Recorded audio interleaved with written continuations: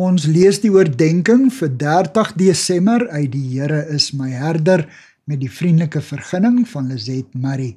Die opskrif by vandag se oordenking is Koning vir altyd.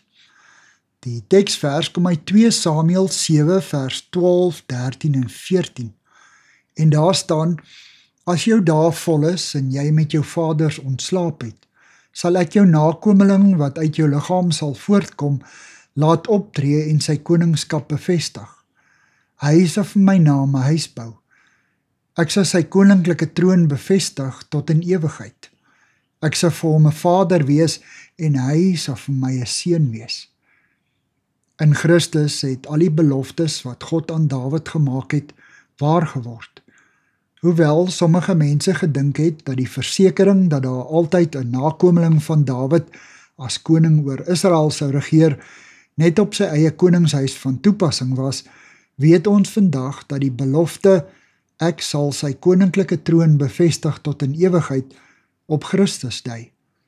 Ons is bevoorreg om te kan terugkyk en te sien hoe elke belofte in plek geval het.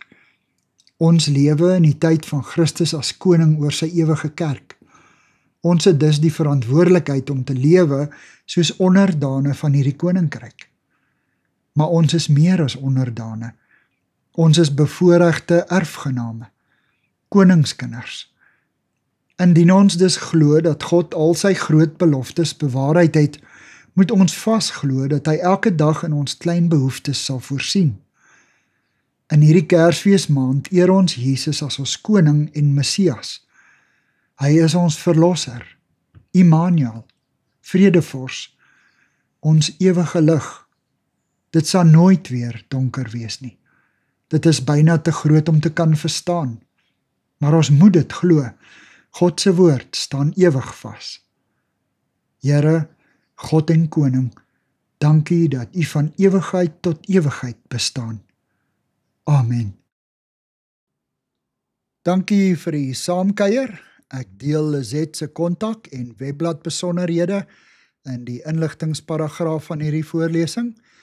Daar is ook skakels na voorlesings van Lizette se ander publikasies wat op hierdie platform beskikbaar is.